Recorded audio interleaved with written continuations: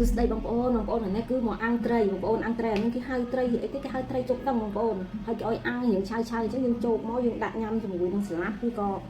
ផ្លែកសក់អញ្ចឹងណាបងប្អូនឥឡូវខ្ញុំធ្វើសាក់មើលតែបងប្អូនខ្ញុំអាំងនៅក្នុងក្រៀមមួយខ្ញុំមើលទៅវាក្រៀមឆៅខ្ញុំមិនចេះញ៉ាំទេអញ្ចឹងខ្ញុំដាក់តក្រៀមបងប្អូនក្តៅហ្នឹងក្តៅបងប្អូនអើយក្តៅអូបងប្អូនអើយជោគរបស់គេមែនឥឡូវខ្ញុំដាក់ស្លាតហើយថែមសក់ក្តៅបងប្អូនហើយចុះឲ្យមួយដៃហើយទឹកត្រីបងប្អូនឲ្យដល់កពួកអីគេឲ្យញ៉ាំถึงឆៅតែឆៅជោគអត់ដោយទេបងប្អូនជោគទៅវាមើលទៅវារៀងឡែពេកណា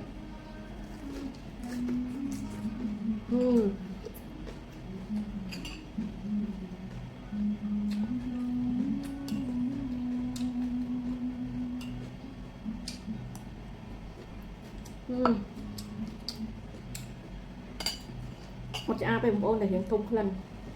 រៀងធំដូចត្រីសមុទ្រអញ្ចឹងណានិយាយរួមទៅត្រីសមុទ្រហ្នឹងតែវារៀងធំដូចធំដូចត្រីកតុយរឹងអញ្ចឹងណាបងប្អូនណាឥឡូវខ្ញុំចូលទៀតហើយដោយសារវាក្តៅបងប្អូនអាហ្នឹងខ្ញុំអាំងនឹងឆ្អន់ណាបងប្អូនមើលនៅផ្សេងនោះហើយជុំព្រោះខ្ញុំអាំងយូរដែរហើយក្តៅទាំងជាទៀសតាមហ្នឹងអូនិយាយទៅឆ្ងាញ់មែនតាបងប្អូន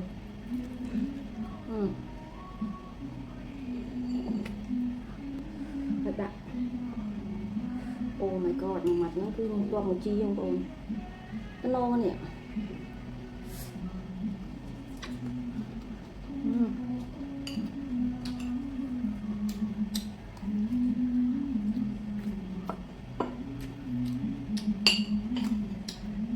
ថ្ងៃខ្ញុំទិញមក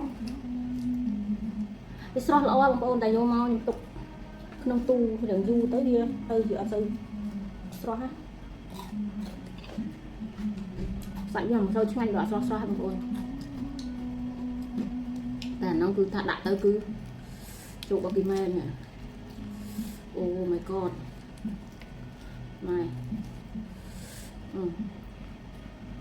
ខ្ញុំធ្លាប់ប្រើដៃច្រើនជាងស្ពានចង្កឹះអញ្ចឹងស្អីទៅដល់ខ្ញុំចង់ចាប់ទៅនឹងចង្កឹះអត់នឹងដៃបងប្អូនអើយ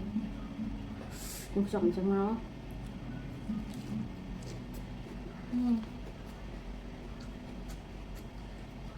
បងប្អូន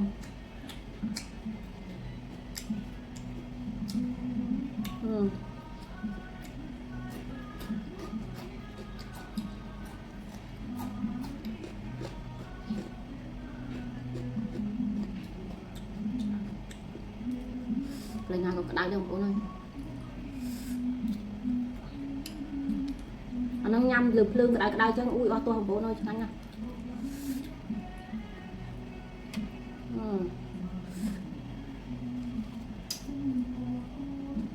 đáy cái đáy chân tiếp o tôi hay không bố ơi